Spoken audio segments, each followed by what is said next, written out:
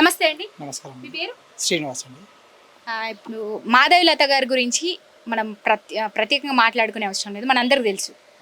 ఆమె ఇప్పుడు హైదరాబాద్ నుంచి బీజేపీ ఎంపీ అభ్యర్థిగా కూడా పోటీ చేస్తున్నారు. అదేవిధంగా చాలా ఏరియాస్ కూడా కవర్ చేస్తారు. ఆమె డోర్ టు డోర్ కూడా తిరుగుతున్నారు. కొంత కష్టపడుతున్నారని చెప్పుకోవచ్చు. మరి ఇప్పుడు మీరు ఆమె మీద మీ అభిప్రాయం ఏంటి? గెలుస్తుందా గెలవదా అనే అంశం మీద నేను మాట్లాడుతున్నా. మరి మీరేమంటారు? అంటే అభిప్రాయం అనేది చెప్పలేమండి.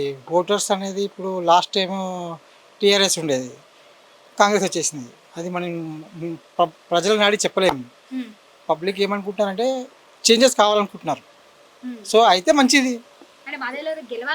ఒక్కసారి ఛాన్స్ ఇస్తా అంటే మాధవీలతని కాదు, ఎవరికైనా కాంగ్రెస్ అభ్యర్థి అయినా మాధవీలత టఫ్ ఇస్తున్నది.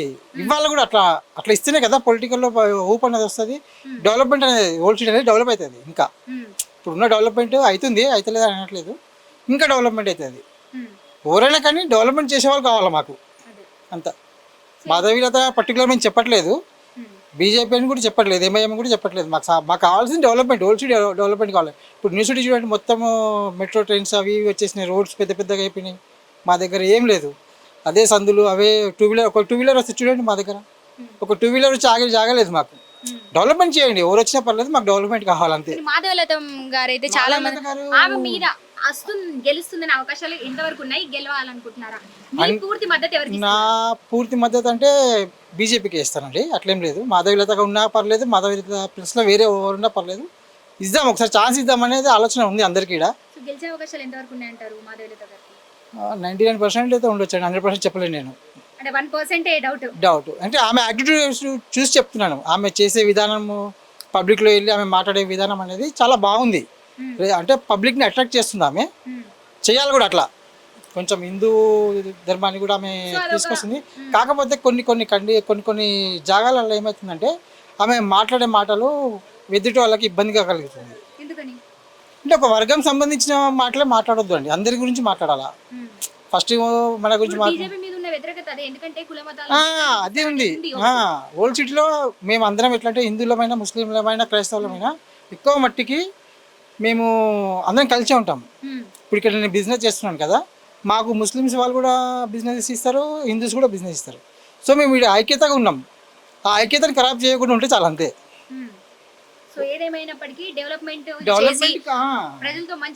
మంచిగా మమేకంగా కలిసి ఉండే వాళ్ళకు మేము ఓటేయాలనుకుంటున్నాం. ప్రతిసారి అదే ఆలోచిస్తాం, కానీ అది కాదు. అది 40 years నుంచి మా ఎంఐఎం వాళ్ళే ఉన్నారు.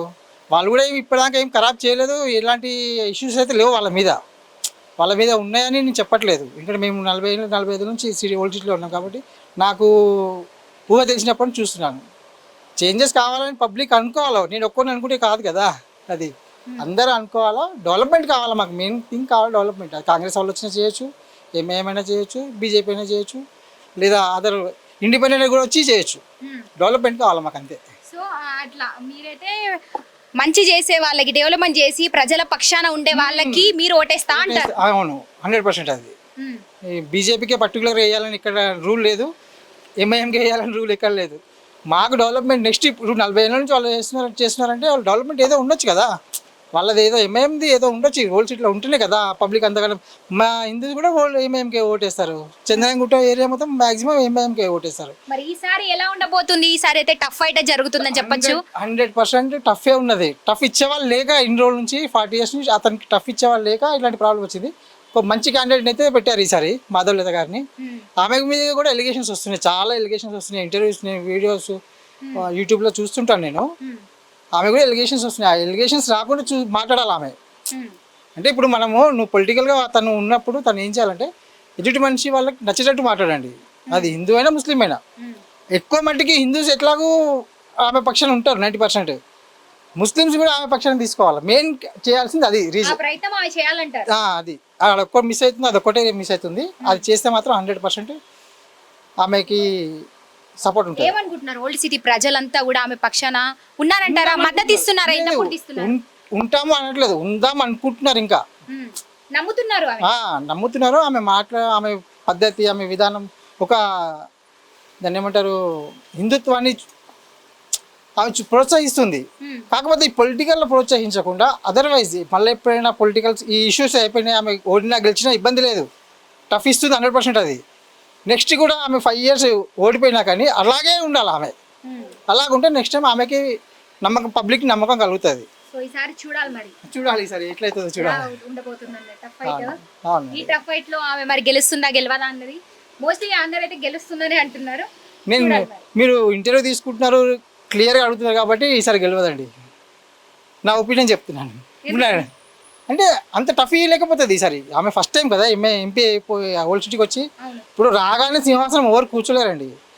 పుట్టిన పిల్ల కూడా లేచి నడవాలంటే టైం పడుతుంది.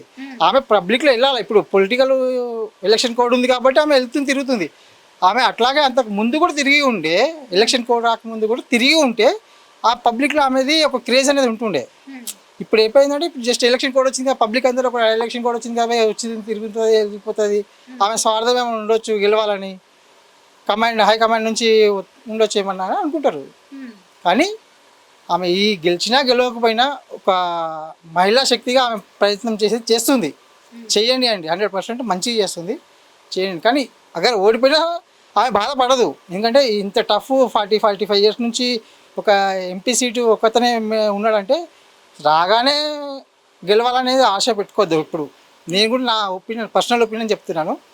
ఈ నెక్స్ట్ 5 years కూడా ఆమె గెలిచినా కానీ గెలవకపోయినా కానీ ఇట్లా ప్రతి ఒక్క వాళ్ళకు ఉంటుందండి. చేంజెస్ కోరుకుంటున్న వాళ్ళకి ప్రతి ఒక్కళ్ళకి ఉంటుంది గెలవాలని. అది ఏ పార్టీనే గెలవాలని ఉండొచ్చు. నేను ఈ పార్టీ గెలవాలి, ఆ పార్టీ గెలవాలని చెప్పట్లేదు. ఏదైనా ఒక పార్టీ గెలవాలి, కొంచెం చేంజెస్ రావాలి. ఓల్డ్ సిటీ కూడా న్యూ సిటీ లాగా డెవలప్ కావాలి. కేసీఆర్ వాళ్ళు కూడా అన్నారు ఎన్నోసార్లు మేము దీనికి ఇట్లా చేస్తాము, ఓల్డ్ సిటీకి అట్లా చేస్తాము. ఎవరు ఏం చేయలేదు. వీళ్ళు కూడా ఏం చేస్తారో అని నమ్మకం లేదు మాకు. ఇప్పుడు ఇప్పుడు సెంట్రల్ గవర్నమెంట్, ఇది స్టేట్ గవర్నమెంట్ కాదు. బీజేపీ కూడా డబుల్ ఇంజిన్ సర్కార్ ఉన్నదే డెవలప్మెంట్ ఎక్కువ అవుతుంది. డబుల్ ఇంజిన్ సర్కార్ కావాలంటే తెలంగాణలో కాని పని ఇప్పట్లో. కాబట్టి మాధవీలత గారికి మేము సపోర్ట్ చేస్తాం, చేయమని కాదు. కానీ ఆమె ఓడినా గెలిచినా కానీ ఆమె ఇదే యాటిట్యూడ్ కంటిన్యూ చేయాలి. మేము కోరుకునేది అదొకటే.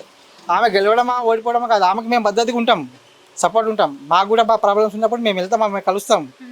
మాకు టెంపుల్స్కి వస్తుంది, కలుస్తుంది, మేము మాట్లాడతాం. అట్లేం లేదు, మాకు ఇబ్బంది ఏం లేదు. కానీ ఫస్ట్ టైం కదమ్మా. ఇప్పుడు మనం రాగానే మనం గెలవాలి అన్నది పక్కా పెట్టేసాలి. మనం పబ్లిక్ ఏం చేస్తున్నామో నెక్స్ట్ ఏం చేస్తాం అనేది థాట్ పెట్టుకుని వస్తే 100% గెలుస్తుంది. గెలిపోవడానికి పక్కా పెట్టేసేయండి. మనం చేసేది ఆటోమేటిక్ గెలిపనేది వచ్చేస్తుంది ఆటోమేటిక్గా.